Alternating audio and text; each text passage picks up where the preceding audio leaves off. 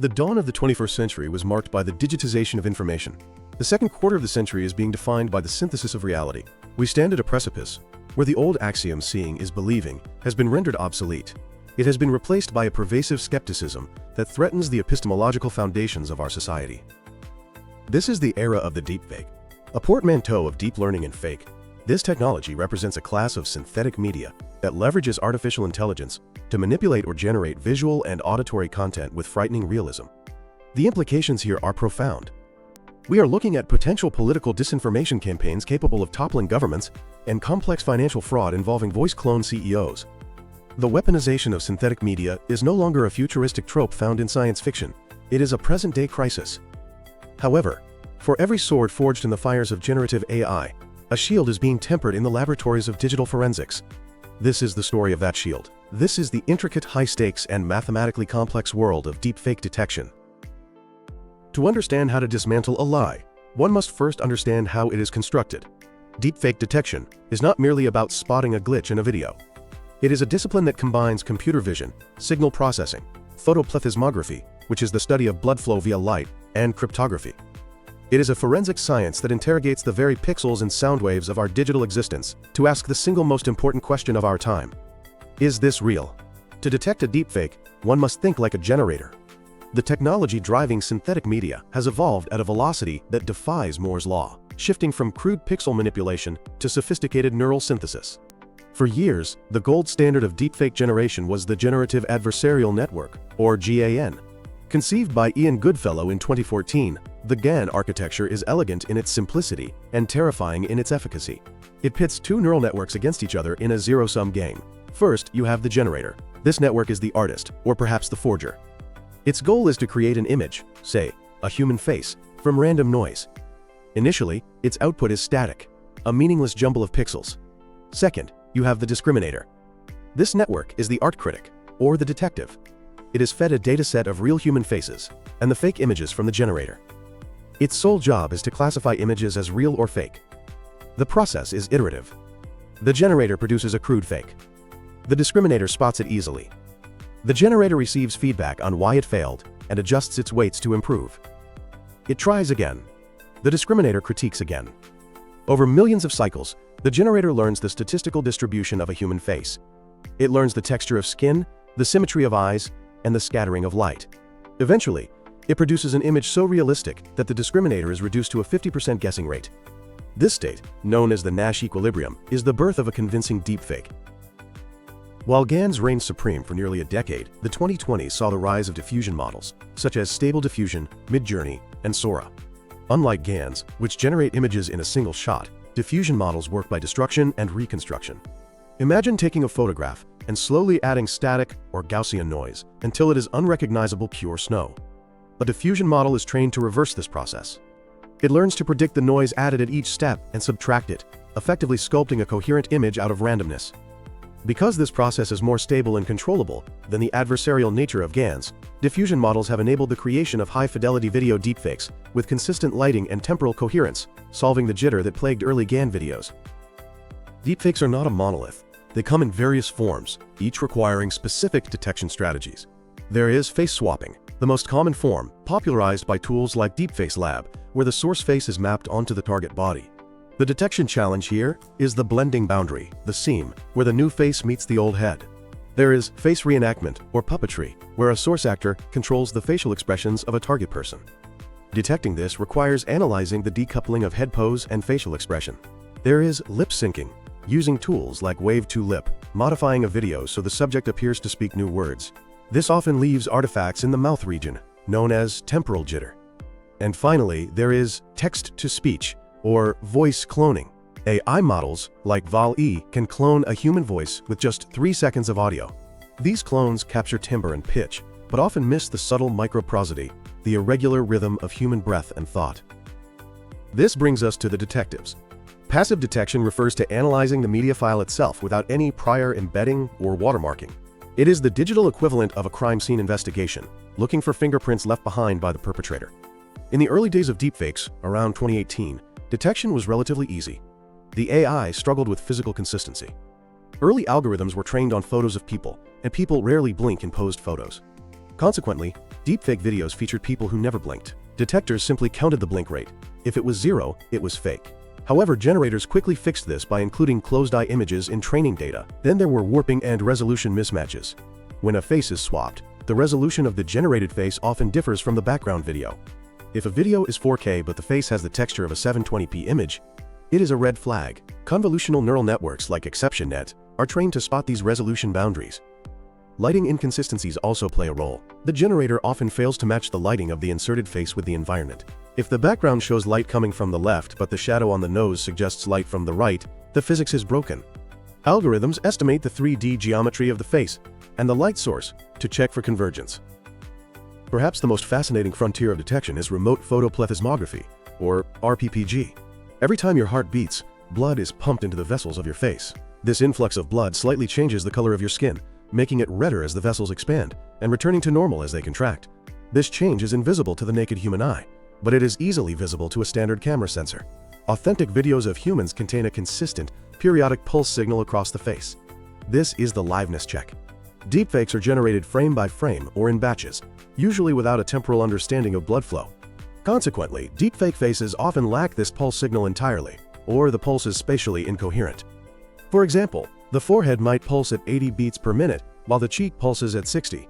By isolating the green channel of the video, which carries the strongest blood volume signal, and performing a Fourier transform, forensic analysts can extract the heart rate. A signal that is too perfect, too random, or non-existent is a primary indicator of synthesis. Biometrics extend to the eyes as well. Human eyes are highly coupled. When we look left, both eyes move.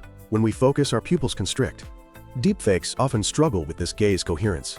Specifically, corneal reflections are telling. The reflection of the world in our eyes, the corneal specularity, should be identical in both eyes. In deepfakes, generated eyes might have different reflections, one showing a window, the other showing nothing.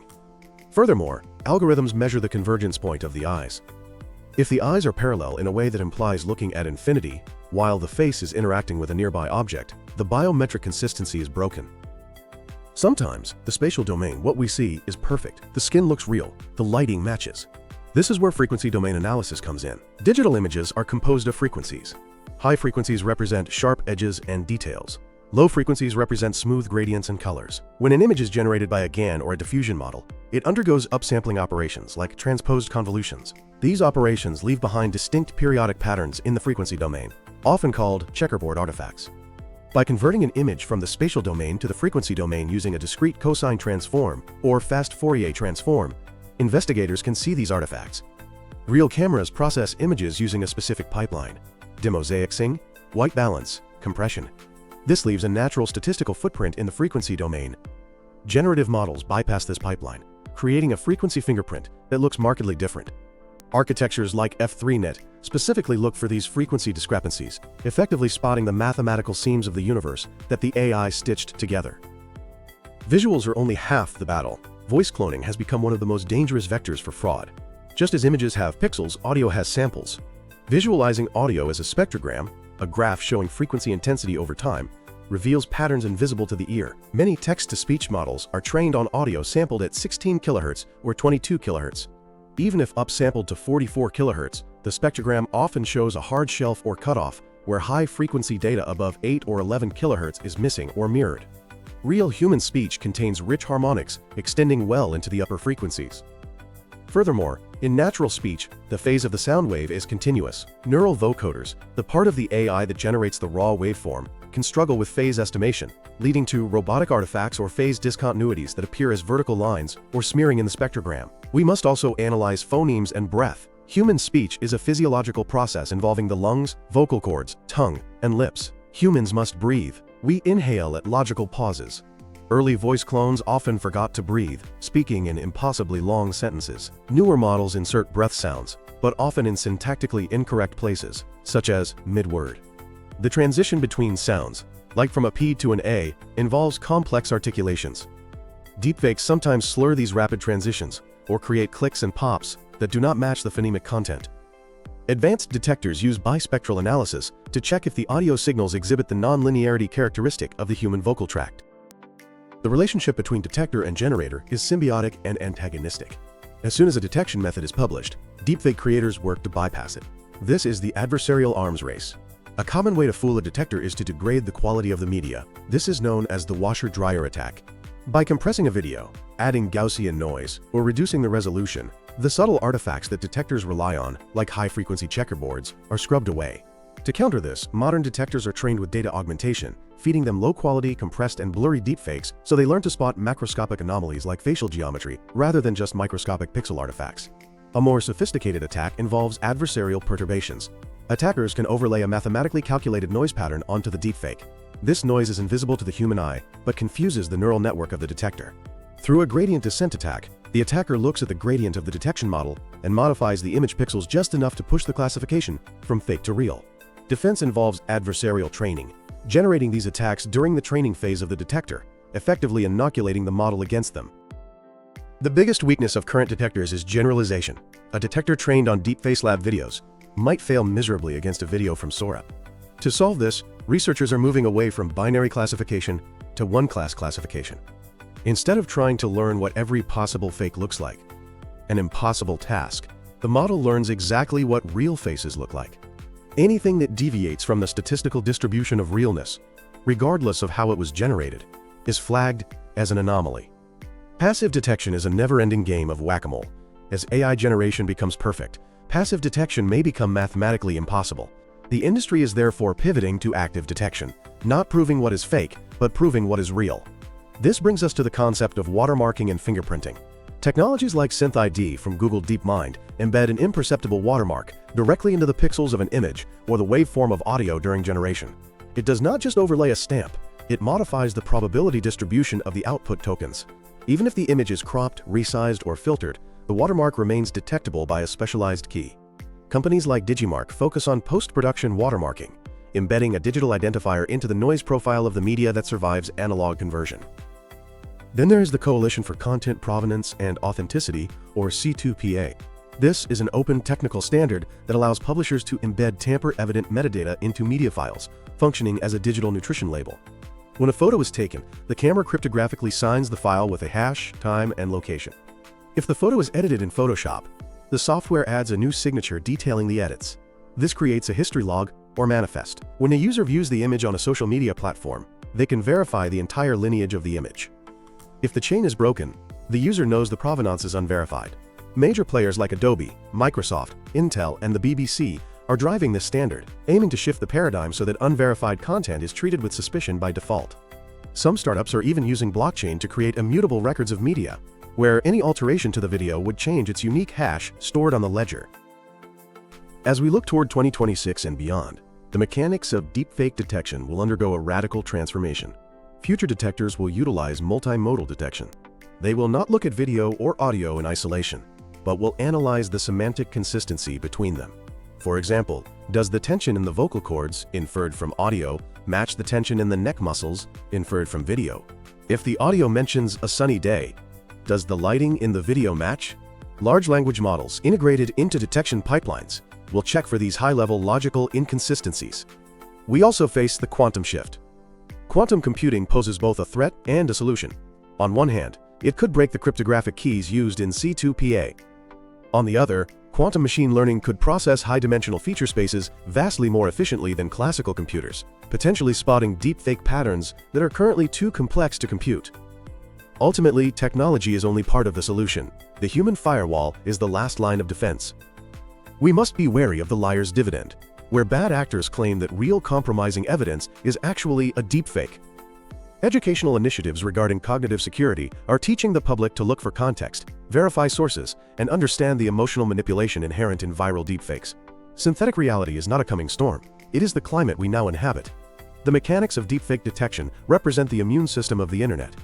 It is a complex, adaptive network of biological analysis, frequency math, and cryptographic trust designed to distinguish the signal of truth from the noise of fabrication. While the generators currently enjoy an advantage in speed and accessibility, the forensic community is building a robust infrastructure of provenance and analysis. We are moving from an era of naive trust to one of verified authenticity.